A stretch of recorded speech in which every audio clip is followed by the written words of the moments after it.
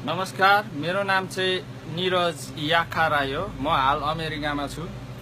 मैले हिजो अस्ति दिन इन्टरनेटमा जुन भिडियो भाइरल भएको छ, मैले त्यो कुरा हेरेको थिएँ र तँलाई भन्दैछु सीमा सुवेदी होस् कि जेसुकै होस्, तँलाई नेपालीहरू इन्डियामा गएर भाडा मलेको तल्लो स्तरको काम गरेको तैँले जुन भनिस्, हामी जहाँ गए पनि पुर्खाले हामीलाई काम गर्नु सिकाएको छ। तँ जस्तो दुई चार ल्याप बोल्नु सिकाएको छैन। नेपाली गोर्खालीलाई धेर नहेप। के को गोर्खे? त गोर्खे अरे? इन्डिया कहाँबाट गोर्खा भयो? इन्डियामा त्यो सुवेदी थर पनि चेन्ज गरिहाल तुरुन्तै। सुवेदी कसरी चाहिँ तेरो इन्डियन थर भयो?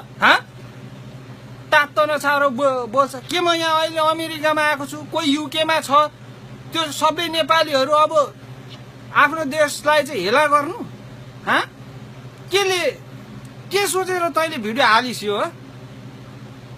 तैँले अलिकति पनि तेरो दिमाग छैन कि? त मानसिक सन्तुलन हराएको केटी हो। हामीलाई मान्छे, छोरी मान्छेलाई इज्जत गर्नुपर्छ, हामीलाई पनि आउँछ। तर तँ जस्तोले गर्दाखेरि साला सबै कलङ्क भइसकेको छ, बुझिस्? तँलाई नेपालीहरू उयो अरे मागेर त खाएको छैन नि नेपालीहरू। हामी अमेरिकामा आएको छौँ, कोही साउदी कता जहाँसुकै हुनुहुन्छ, सबैले आफ्नो दुःख गरेर खाइरहेछ। तँलाई चाहिँ के नेपाली गोर्खा अरे, गोर्खाल्यान्ड अरे, गोर्खाल्यान्ड माग्छस्? कहाँको गोर्खा हो तेरो? तेरो बाउ आमाले त्यस्तै सिकाएको हो? गोर्खाल्यान्ड अरे। झन् राम्रोसँग सपोर्ट गर्नु छैन, उयो गर्नु छैन। नाना थरी नेपालीलाई भनेको छ त कि फेमस भएर हुनुलाई चाहिँ भिडियो अपलोड गरेको हो भने हो भन्, हामी फेमस गरिदिन्छौँ। गोर्खे भनेको यस्तो हुन्छ साला, रिस देखेको छैनस् होला तैँले, भेटेको छैनस्। त्यो आधी नेपाली आधी धोती मिसाउँदै गोर्खे नभन्।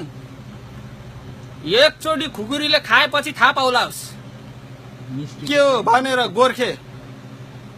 त्यसरी कुनै पनि जात जाति आफ्नो उयसलाई त्यसरी भन्नुहुन्छ? जे पाए थिए त हामीभन्दा ठुलो होला, पढे लेखेको होला, तँलाई यही सिकायो बाउ आमाले?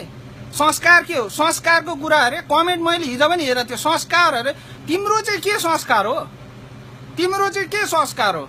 मागेर खाने हिँड्ने चाहिँ राम्रो कि काम गरेर खाएको चाहिँ राम्रो?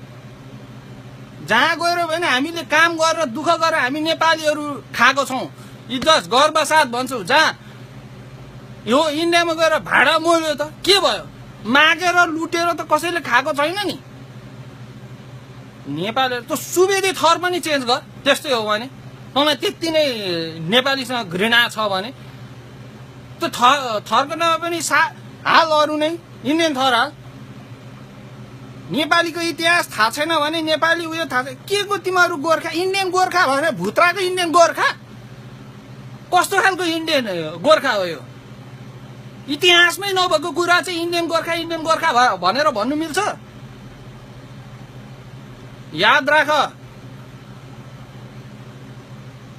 गोर्खाली भनेको कस्तो हुन्छ के हुन्छ भनेर इतिहास पढ्नु आइज गोर्खामा। साह्रो यति नै भन्न चाहन्छु। अनि दार्जिलिङवासीहरूलाई पनि म के भन्नु चाहन्छु, आफ्नो माग राम्रोसँग माग्नुहोस्, तपाईँहरूले पाओस्। मेरो एकदम भगवानदेखि नै यही कृपा, तपाईँलाई माग पाओस्। तर गोर्खाल्यान्ड पाउँदैमा अर्को एउटा इन्टरभ्यूमा के अरे, नेपाल जस्तो गरिब अरे त्यो टोपी लाउने को नेता हो कि त को हो? डाइरेक्टै भन्दैछु, नेपाल जस्तो गरिब अरे। नेपाल जस्तो गरिब त्यो टोपी पनि फाल, कोट पनि फाल, त्यहाँनिर नेपाली भाषा बोल्नु बन्द।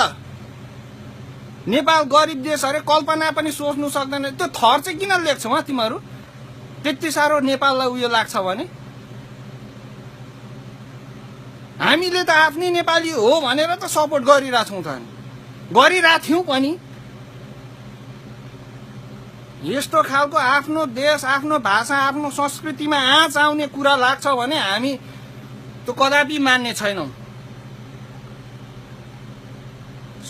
Specially this video was dedicated to के अरे त्यसको नाम? सीमा सुवेदी।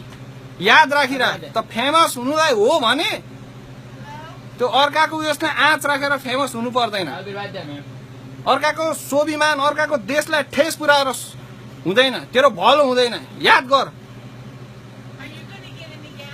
थ्याङ्क यू भयो भयो